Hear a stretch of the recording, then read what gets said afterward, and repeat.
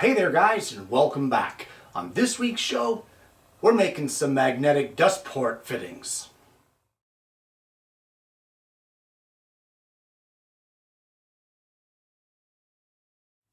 Well, the whole idea started in my head quite some time ago when I saw on Lee Valley's website that they carry a magnetic port for a dryer vent. And I thought, I wonder if I could do that for dust collection. And then the idea kind of just went out through my one ear and out through the other, and it disappeared. And then just recently I saw on an Instagram page, it's Radix Workshop, that he had made some. And I contacted him and said, hey, do you mind if I do my version of this on my show? And he said, not at home, man. Knock yourself out. Have a good time with it. So that's what we're going to do today. And it's all going to start out with a little bit of layout at the bench and some 1/2-inch plywood. Well, what I have done is I've gone on the computer and I've made up this little pattern. And basically it's a circle inside of an octagon. It's nothing spectacular. But there are specific measurements here. This circle is pretty much, it's going to be close, but we'll do a test cut and see. This is the outer diameter of my 4-inch dust collection hose. So what I want to do is I've left another almost 7/8 of an inch here on the outside all the way around, but we need to mark for some holes because we're going to make a template. So all I'm going to do is from corner to corner, I'm going to draw a line here on each one of the legs of our octagon.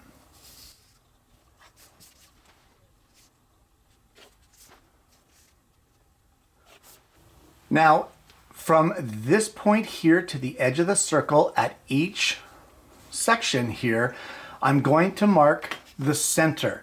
And what I want to do is mark it, and that is where we're going to drill a hole.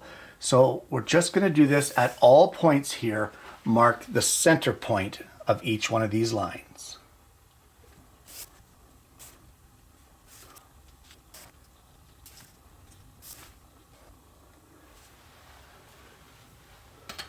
At this point, I'm just going to spray this pattern with some spray adhesive on the back side of it. We're going to attach it to some 1/8 thick MDF or hardboard, and then we're going to take it over to the scroll saw. I have a number 2 reverse tooth blade installed in the saw. That's plenty to cut 1/8 inch MDF. And at this point, we're going to cut this circle out. And once we get that done, we're going to cut all the way around the perimeter of our octagon.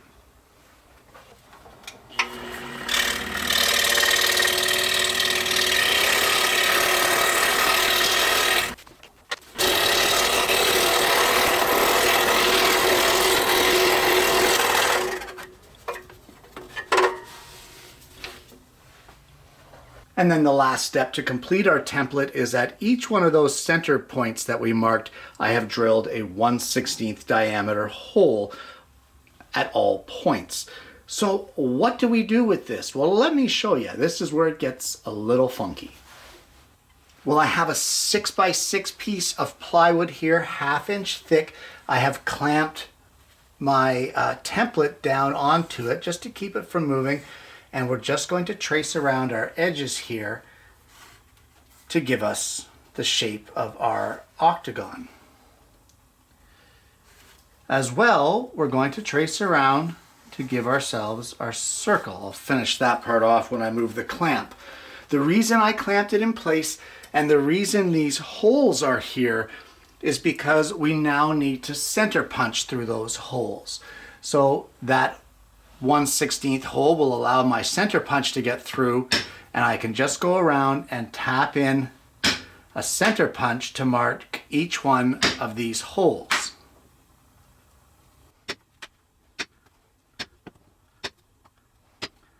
All right, so I'll just hold that template in place, remove our clamp, and finish off the drawing of our circle here on the inside.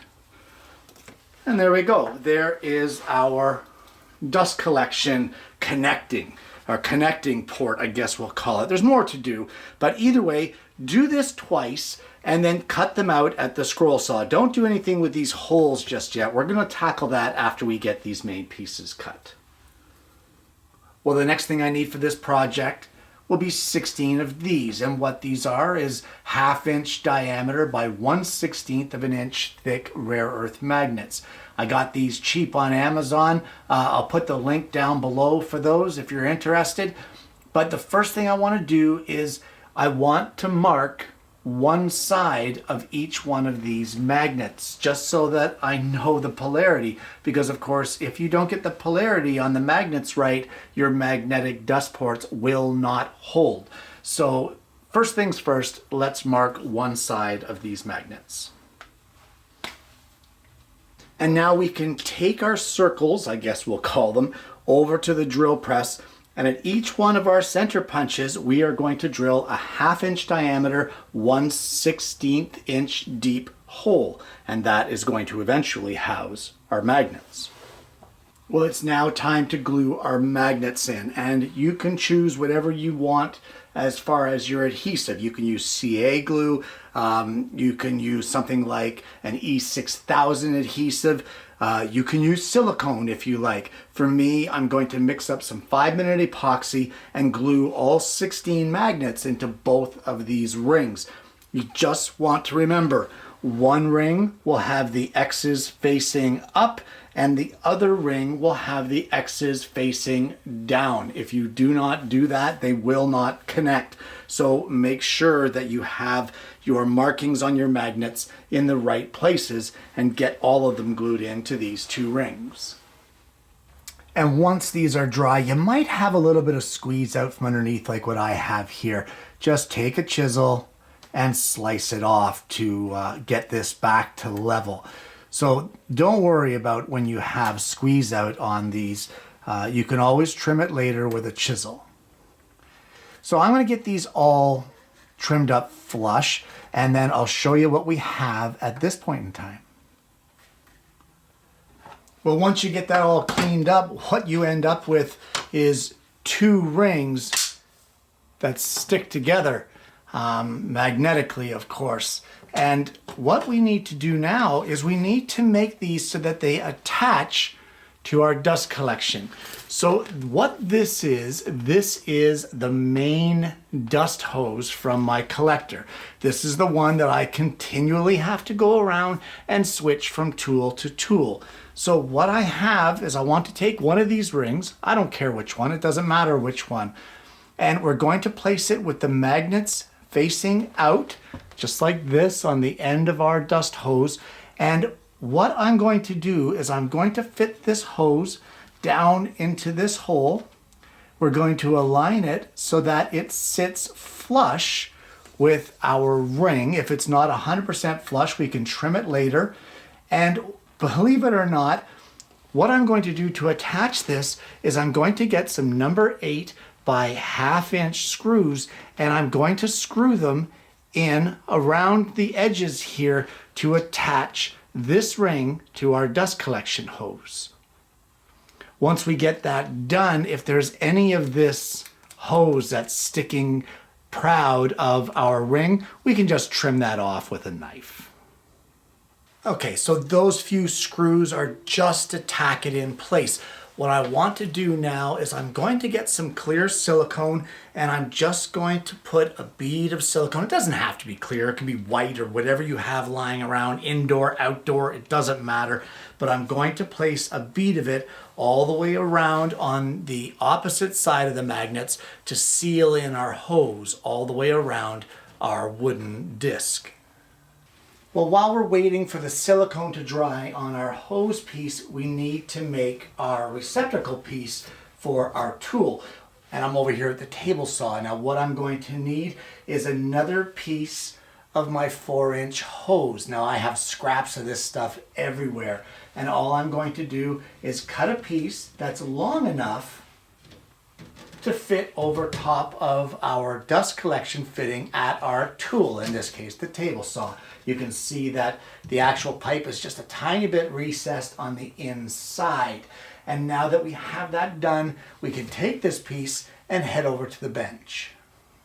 And now, just like we did with our other piece, we're going to flip this over so our magnets are facing down. We'll place our hose piece, or our section that we cut for the table saw, down into that hole that we cut so that it sits flush on the opposite side. We're going to put a couple screws in here to hold it in place, and just like we did with the other one, we're going to silicone all the way around here and let it set up. Well, I think I forgot to press record on that last clip, so I'll explain what I've done here. I decided I didn't want those screws on the inside here. This is on the piece that goes on our table saw. So what I've done is I ran a bead of clear silicone all the way around the outside. I sat the ring magnet side down and then sunk our piece of hose into our ring. I've then run a thick bead of clear silicone all the way around the outside of our hose and smoothed it all out to seal the hose in to the wood disc. So now there's not much we can do with this other than wait for the silicone to completely cure. And once your silicone is dry, I'm just going to use a 4-inch hose clamp, which I have loads of them from connecting these things over the years. And we're just going to place the ring that has our hose on it, or our hose section, onto the table saw here, and we're going to tighten down this hose clamp to keep it in place. And that's nice and secure on there. And now, whenever you want to connect your dust collection, your other piece, which has the proper polarity magnets in it, will just connect like that. So you don't have to bother with tightening and loosening. If you're like me and this hose is traveling between tools, now it's just a matter of clicking it into place, and then you can just carry on. A much easier connection. Well, a couple things have changed in this project, and one of them is that I don't like the screws that hold the hose in place. I find that the silicone is actually doing a great job holding it just on its own. So we're going to eliminate those screws on any other of the discs that we make. However, the bigger thing that I have found is we got a problem here. And what that problem is that the magnets that I have used are not strong enough to support the weight of the hose when it gets connected to the tool. So I've done some testing, and what I've found is that if I have one magnet in one of the rings, being the ring on the tool, I can put multiple magnets into our hose piece to give it more stick, to give it more power. So truth be told, I actually have stacks of 5 magnets here. And I have found that I've done some testing with it, and I have found that the 5 magnets give the best adhesion to the, whoops, that's in the wrong way. That's not going to work. Let me turn that around. There we go. The 5 magnets give the best adhesion to our pieces on our tools to give a really good seal. Although it means I'm going to have to purchase some more magnets to get magnetic clasps on every single tool, I'm okay with that because these were fairly cheap. It's kind of my own fault. I should have done a bit more testing from the get-go and not made assumptions that the single magnets would hold. That's no big deal. You know what? This is a fun project no matter what, and sometimes you got to experiment a little bit to get something to work the way you want. So anyway, I'm going to epoxy in these stacks of 5, and this will become our new head, I guess, on our main dust collector hose. You don't want to put the extra magnets on all the tools because then you're just getting into way too many magnets. So just 5 here in our collector hose section, and we'll set it up with the silicone and let this dry up. We'll trim all the excess squeeze out off with a chisel just like we did before. And I guess I'll show you the results of this when we're done. Well, it's the next day and everything is dried up. I like the silicone holding this in much better than the screws. Those screws, I don't know, not a fan at all. But anyway, with the 5 magnets in the hose piece now and the 1 at the saw, it's a much more sturdy connection. It doesn't move, it stays where you want it to. It's a good solid magnetic connection and it will hold the weight of the hose on the other tools. So there you go. So that's a lot better than messing around with a clamp every time you want to use your dust collection on a tool.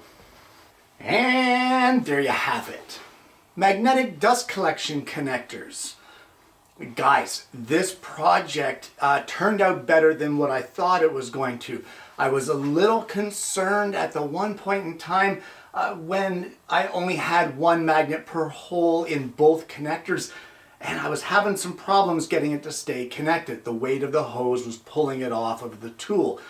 That's not a big deal. It's all part of the experimentation process of getting something like this to work. And I was glad that I was able to rectify it. Now I ordered new magnets to be able to make dust collection ports for all my other tools. So basically it's not that big of a deal having to increase the number of magnets. If you're going to make this for your shop, learn from my mistake. Hopefully you will be able to get magnets that are strong enough to hold it in place. For me, I kind of cheaped out a bit and ended up paying the price for it. If you're going to do this project for yourself in your shop, remember to keep in mind the magnet polarity. Opposites attract, likes repel. So test the magnets first to make sure that you have them in the right way before you mark them to be glued in place. Now, the 5-minute epoxy to glue in those magnets, that worked great. I love the way that worked. The squeeze out cleaned up beautifully. And as far as attaching the hose goes to the actual magnetic sections, the rings, silicone worked great. It's very strong, it's pliable, it gives a lot of flexibility, and it works. So, you know what? I'm glad I got rid of those screws too, because that didn't really work out. At first I thought it might be a good idea, but in the end, no, it wasn't. So I'm glad I came up with the alternative of the silicone to hold everything in. Either way, I'm looking forward to getting all the rest of them made for all the rest of the tools and be able to have magnetic quick connects on my dust collection for any time I need to work on the equipment. Guys, this project has been a lot of fun. I love the experimentation. I love the problem solving. I love being able to get out here and play around with stuff like that and then end up with an end product that works really well. And I hope that you're going to try that for yourself. If you would like the pattern for this, I know it's only an octagon and a circle, but whatever, I've already done that layout for you. If you want it, you can send me a message over at the channel's Facebook page, or you can drop me an email at acutabove_woodworking@hotmail.com, and I'll be more than happy to send that your way so that you can make your own. Guys, I want to thank you so much for tuning in today. I want to thank Radix Workshop, his Instagram page, for taking an idea that I had and kind of pushing me in the right direction by being able to finalize it for himself. I think if it wasn't for seeing his post there, I don't think I would have carried it on as quickly as what I did. You know, I was struggling with exactly what to do with it. So he kind of pushed me in the right direction. I thank him for that. I'm going to post a link to his Instagram down below. Check him out. He's got some pretty cool stuff on there. If you haven't already, guys, please consider liking and subscribing to the channel. Click the bell and then you won't miss the notifications of future episodes of the show. We have a ton of fun here every Tuesday and Friday, and I hope that you're going to consider becoming a part of that audience. I hope that you enjoyed today's content, guys. I hope that you're going to try this for yourself, and more importantly, I hope that you're going to join me again next week when I bring you yet another woodworking video.